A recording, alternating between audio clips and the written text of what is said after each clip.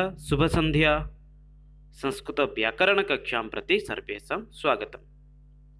अद्य वयं प्रकृति प्रत्यय विषये आलोचनां कुर्मः। तो आज आम माने संस्कृत व्याकरणर प्रकृति प्रत्यय विषय डिस्कसन करिबा। तो ता सहित कृदंत प्रकरण काहू कुआ जाउछि, त्वा प्रत्यय एवं लिय प्रत्यय काहू कुआ जाउछि, ता सहित एमानंकु आमे शब्द एवं वाक्य किपरि भाव व्यवहार करुछु से सब विषय विस्तृत रूप से अध्ययन करिबा। एही विषयटी प्रकृति प्रत्यय दशम श्रेणी, द्वादश श्रेणी एवं ता सहित +3 अध्ययनरत संस्कृतर छात्र छात्री मानक निमंते अत्यंत आवश्यक अटे। तो वर्तमान समय आम मैंने जानवा चेष्टा करिबा प्रकृति प्रत्यय काहाकू कुआ जाउछि, प्रकृति प्रत्ययर प्रकृत अर्थ कौन, यही सब विषय संस्कृत में जिते सब शब्द रही प्रत्येक शब्दर किसी न किसी अर्थ रही। तो से भाव प्रकृति प्रत्यय ये गोटे जो शब्द रही से शब्दर प्रकृत अर्थ कौन से विषय प्रथम जानिबा। प्रकृति प्रत्यय विषयटी दशम श्रेणी पिला बोर्ड परीक्षा 5 नंबर आसते। ता सहित यह विषयटी प्रत्येक पाठर शेष अभ्यास शेष रही। तो प्रथम जानिबा प्रकृति अर्थ कौन। प्रकृति अर्थ कही मूल धातु एवं प्रातिपादिकम, अर्थात मूल धातु एवं प्रातिपादिक गुड़िक होउछंती प्रकृति। सामान्य अर्थ जो चिंता करिबा प्रकृति अर्थ कौन ना साहित्यिक शब्द रे प्रकृति अर्थ होउची मूल जिंस, जेपरी प्राकृतिक संपद अर्थात माटी पानी पवन एमाने होउछन सब प्रकृति। सेपरी संस्कृत व्याकरण रे प्रकृति अर्थ होउची जे सब मूल रही, अर्थात मूल धातु कौन रही पट गम लीख एमाने होउछंती मूल धातु। एमानंक सहित किछि प्रत्यय मिसी से माने पठती गच्छति लिखती एपरि भाव परिवर्तन होइथांती।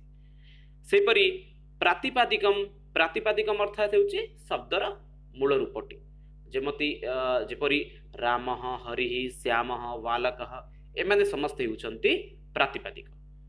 एमानंक सहित किछि स्वतंत्र प्रत्यय मिसी परवर्ती समय से माने रामः रामौ रामाः एपरि भाव परिवर्तन होइथांती। तो प्रथमे हम जानि पाले प्रकृति अर्थ कौन। प्रकृति अर्थ मूल धातु अथवा प्रातिपादिक। तो वर्तमान समय जानिबा प्रत्यय अर्थ कौन। धातु अथवा प्रातिपादिका नाम परम यस्य अंशस्य प्रयोगम भूत्वा नूतन पदस्य निष्पन्न भवति सह अंश एव प्रत्ययः, अर्थात मूल धातु अथवा प्रातिपादिक सहित प्रातिपादिकार परे अर्थात जो अंशटी प्रयोग हेउची, जो गोटे पद स्वतंत्र रूप से प्रयोग हेउची नूतन पद से निष्पन्न, अर्थात नुआ गोटे पद सृष्टि होची, जो गोटे नूतन अंशर प्रयोग होइछि से नूतन अंशटी ही होची प्रत्यय। तो अर्थात पठ एवं गम परे किंबा राम बालक यही सब शब्द परे जो एक स्वतंत्र अंश व्यवहार हुई कि जहाँकि पठ परे कौन स्वतंत्र अंश व्यवहार होची जहाँ द्वारा से पठती बोली होची, जे स्वतंत्र अंशटी व्यवहार होची ताहा ही होची प्रत्यय। तो वर्तमान समय देखिए प्रत्यय केते प्रकार और कौन कौन रही। प्रत्यय विभिन्न बही रे 5 प्रकार बोली देहिछि, किंतु मुख्यतः प्रत्यय आमे जानिबा दरकार 3 प्रकार रही। गोटे होउछि कृदंत, अन्य एक होउछि तद्धित, शेषर रही स्त्री प्रत्यय। अर्थात प्रत्यय को साधारणतः विभिन्न व्याकरणज्ञ माने 3 भाग विभक्त करछंती, कृदंत प्रत्यय, तद्धित प्रत्यय, स्त्री प्रत्यय। वर्तमान समय आमे एही पार्ट रे संपूर्ण कृदंत प्रकरण को पढ़िबा, अर्थात कृदंत प्रत्यय विषय जानिबा को चेष्टा करिबा। कृदंत प्रत्यय मध्य शत्रु सानच त्वा तबतु एपरि भाव गुड़ाए प्रत्यय आसुअछि। सेपरि स्त्री प्रत्यय विषय आम मैंने पूर्व ही अध्ययन कर सारी, अर्थात स्त्री प्रत्यय मुख्यतः 3टी जिनस रही टाप गिप गिस। यही 3टी विषय आम पूर्व भिडियो बनईछु, जो मान सी गुड़िक देखी ना ऊपर आई बटन रे क्लिक करके देखिपारे। सेपरि परवर्ती समय आम तद्धित विषय में भिडियो बनइबो, जो तद्धित प्रकरण रे केउ सब प्रत्यय गुड़िक रोचे अ य ता एभली किछि प्रत्ययर व्यवहार साधारणतः होइथाय। तो पुणी थरे जानिबा वर्तमान समय आम कृदंत प्रकरण विषय अध्ययन करिबा। कृदंत प्रकरण अंतर्भुक्त रहिछंती शत्रु सानच त्वा तबतु इत्यादि प्रत्यय। तो प्रथमे जानिबा कृदंत प्रत्यय विषय रे कृदंत प्रकरण विषय काहाकू कृदंत प्रकरण बा कृदंत प्रत्यय कुआ जाउछि। तो एठी कुआ जाइछि मूल धातु रे केतेक संयोजक पद जोग करी नूतन शब्द सृष्टि करा जाइथाय। एही शब्द गुड़िक वाक्य रे विशेष्य विशेषण अव्यय असमापिका क्रिया समापिका क्रिया रूप में व्यवहृत हुअन्ति। तो पुणी थे देखा मूल धातु सहित शत्रु सानच त तबतु लिय तुमुन घय तीन ल्युट प्रभृति कृत जोग करा जाई नूतन शब्द सृष्टि करा जाइथिबारु एहाकु कृदंत कहंती। अर्थात कृत जार अंत वा शेष रही कृदंत। गोटे गोटे शब्दर अर्थ जानवा चेष्टा करियो। मूल धातु अर्थ पूर्व ही मुझे सारी पठ गम इत्यादि होचंती लीक हंस एमाने होचंती मूल धातु। मूल धातु सहित किछि पद नियुक्त होइथांती संयोजक पद किछि व्यवहार होइथांती सेगुड़िक व्यवहार हेबा द्वारा गोटे नूतन शब्द सेठु सृष्टि करा जाउछि। जो शब्दटी वाक्य रे विशेष्य विशेषण अव्यय असमापिका क्रिया समापिका क्रिया रूप में व्यवहार होइथांती। अर्थात मूल धातु सहित गोटे पद मिशुची जो पदटी मिसिबा द्वारा एक नुआ शब्द सृष्टि होउछि सेही शब्दटी वाक्य रे विशेष्य विशेषण अव्यय असमापिका क्रिया समापिका क्रिया रूप में व्यवहार होइथांती। मूल धातु सहित केउ केउ सब पद गुड़िक मिशिथांती बा संयोजक पद गुड़िक कौन कौन ना शत्रु सानच त तबतु लियप तुमुन घय तीन ल्युट एई समस्त हेउछंती गोटे गोटे संयोजक पद। एई संयोजक पद गुड़िक मिसी गोटे नुआ शब्द सृष्टि हेउछि। तो वर्तमान समय जानिबा कृदंत कौन कृदंत बा कृत प्रत्यय कौन ना कहा जाइछि कृत जहार अंत शेष रे ताहा कृदंत। अर्थात यही जो प्रत्यय गुड़िक रही यही प्रत्यय गुड़िक जार शेष रहिले से पद गुड़िक हेले कृदंत पद। अर्थात यही जो प्रत्यय गुड़िक दि जाइए शत्रु सानस त तबतु यही प्रत्यय गुड़िक जहाँ जो धातुर शेष रहिले एवं ताहा द्वारा जो पदटी सृष्टि है ताहा हेउछि कृदंत पद। तो पुणी थे कहीदेवाक चाहूँगी मूल धातु अर्थात पठ गम लिख यही धातुर परे जो किसी स्वतंत्र पद बा संयोजित हुई मिसी एक नुआ शब्द सृष्टि होउछि सेगुड़िक हेउछंती कृदंत पद। क्यों क्यों शब्द गुड़िक मिसुआ क्यों क्यों पद गुड़िक मिसुछि ना शत्रु सानस त तबत एई समस्त मिसी एक नुआ शब्द सृष्टि होउछंती एवं से नुआ शब्द गुड़िक वाक्य रे विशेष्य विशेषण समापिका क्रिया असमापिका क्रिया अव्यय भाव में व्यवहृत होइथांती। उदाहरण रूप में गोटे देखि परिबा एठी एक उदाहरण देछि गम धातु रे ल्युट प्रत्यय व्यवहार करा जाइछि जहा द्वारा कोन गोटे शब्द सृष्टि होइछि गमनम। एठी मूल धातु होइछि गम ता सहित एक नुआ शब्द प्रयोग करा जाइछि नुआ पद प्रयोग करा जाइछि जहा होइछि ल्युट प्रत्यय। एही ल्युट प्रत्यय प्रयोग हवा द्वारा एक नुआ शब्द सृष्टि होइछि जहा हटे गमनम। गम प्लस ल्युट गमनम। तो वर्तमान समय तो जानिले कृदंत प्रत्यय कहा कुआ जाउछि बा कृदंत पद कौन एवं कृदंत पद बा कृदंत प्रत्यय जोग हेबा द्वारा किपरि एक कृदंत पद सृष्टि होउछि एवं कृदंत पद गुड़िक वाक्य रे किपरि व्यवहार होइथांती। तो आज आम एई भिडियो रे कृदंत प्रत्ययर दुईटी प्रत्यय विषय आलोचना करिबा। अर्थात प्रथमे रहिछि त्वा प्रत्यय एवं ताहा परवर्ती समय रे लिय प्रत्यय। त्वा प्रत्यय कहा कुआ जाउछि त्वा प्रत्ययर वाक्य रे किपरि व्यवहार करा जाइथाय त्वा प्रत्यय प्रयोग हेबा द्वारा एक शब्द किपरि सृष्टि होउछि एई समस्त विषय देखिबा। ताहा सहित लिय प्रत्यय कौन लिय प्रत्ययर वाक्य रे किपरि व्यवहार करा जाइथाय लिय प्रत्ययांत शब्दटी किपरि सृष्टि होइथाय एई सब विषय मध्ये अध्ययन करिबा। तो वर्तमान समय देखिबा त्वा प्रत्यय अर्थात कौन। तो देखि पारथबा एठी त्वा एपरि भाव रे लेखा जाइछि एवं एपरि भाव रे लेखा जाइछि दुई प्रकार एठी त्वा को दर्शाया जाइछि। कौन हेर अर्थ अर्थात जेतेबेले त्वा प्रत्ययटी को आमे दर्शाई थाउ से समय यही भाव में लिखि था किंतु त्वा प्रत्ययटी जितेबाला शब्द व्यवहार होता है वाक्य व्यवहार होता है से समय यहीपरि तार व्यवहार होता है। ये कहुई गोटे वाक्य रे समापिका क्रिया अर्थ कौन कहुई पर हेउथिबा क्रिया अर्थात परवर्ती समय जो क्रियाटी घटुचे से क्रियाटी गोटे वाक्य रे समापिका क्रिया एवं असमापिका क्रियार कर्ता जदि समान ताहाले असमापिका क्रिया ठारे त्वा प्रत्यय हुए।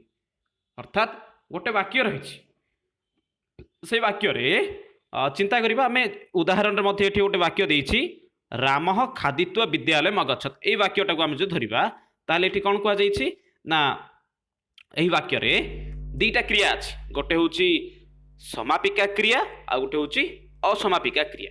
अर्थात समापिका क्रिया कोउटा ना परे हेउथिबा क्रियाटी होछि असमापिका क्रिया वर्ण मध्य समान रे समापिका क्रिया को एठी दर्शा जाइछि अगच्छत बोली कि सेपरि असमापिका क्रिया होछि खादित्व।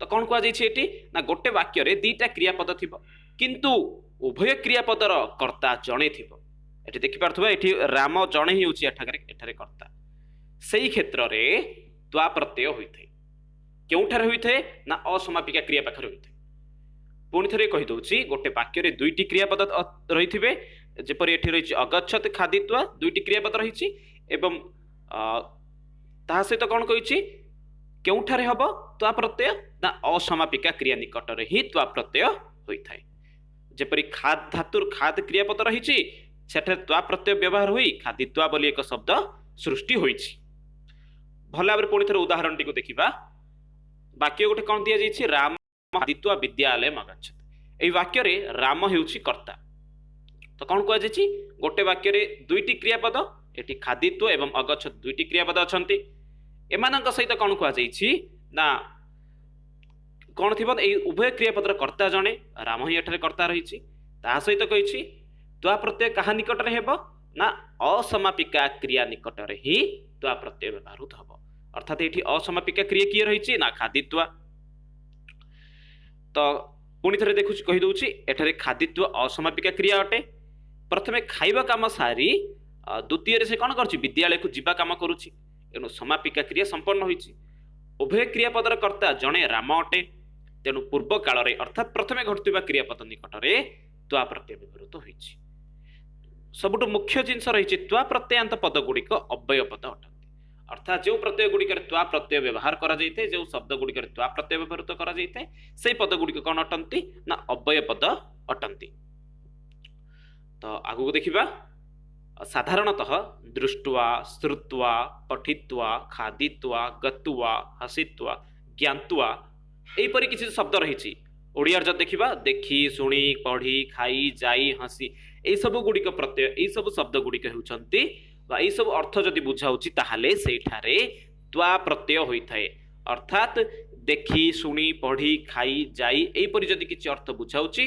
ताहाले सेई सब क्षेत्र रे केउ प्रत्यय होइथाय ना त्वा प्रत्यय होइथाय उदाहरण रूप रे आमे एठी किछि वाक्य देखि परिबा तब वचनम श्रुत्वा हरि हसति अर्थात एठी कोन कहिछि ना कर्ता जणे थिबो किंतु क्रियापद दुईटी कोन कह जाइछि एठी क्रियापद कोन प्रथमे दुईटी रहिछि देखिबा हसति श्रुत्वा तो एठी कोन हिछि प्रथमे घटुथुबा क्रियापद निकटरे त्वा प्रत्यय होइछि श्रुत्वा निकटरे त्वा प्रत्यय होइछि श्रु युक्त त्वा श्रुत्वा से परि भाबरे ओडिया रे मध्ये यार अर्थ देइछि सुनी श्रुत्वा अर्थ होछि सुनी अन्य एक वाक्य रहिछि गोपालः दुग्धम पित्वा विपणिम गच्छति एठी त्वा प्रत्ययांत शब्द रहिछि पित्वा पा युक्त त्वा पा होछि मूल धातु सेतिरे त्वा प्रत्यय मिसी पित्वा होइछि सेपरि अन्य एक वाक्य रहिछि एतत् चित्रम दृष्ट्वा उत्तरम लिख एठारे मूल धातु कोन रहिछि दृश्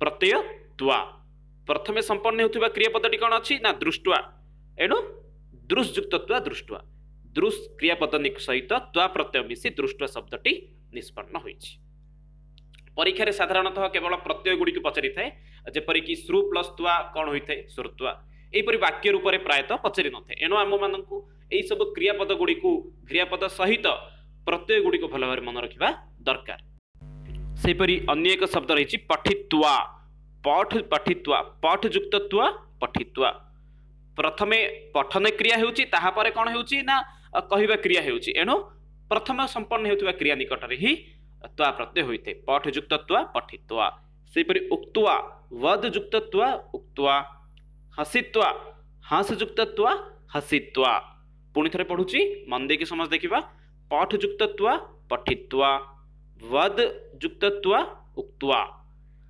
हास युक्त त्वा हसित्वा सेपरि भाबरे दृष्ट्वा दृश् युक्त त्वा दृष्ट्वा लिखित्वा लिख युक्त त्वा लिखित्वा चलित्वा चल युक्त त्वा चलित्वा अर्थात मूल धातु सहित केवल त्वा प्रत्यय व्यवहृत होउछि जहा द्वारा एक नूतन शब्द सृष्टि होउछि आशा करछि समस्त बुझा पड़थुबो जदि कार किछि डाउट रहउछि ताहाले से तळे निजर प्रतिक्रिया को मन देई पारंती सेपरि अन्य किछि प्रत्यय एठी दैछि मिल युक्त त्वा मिलित्वा स्मृ युक्त त्वा स्मृत्वा चिन युक्त त्वा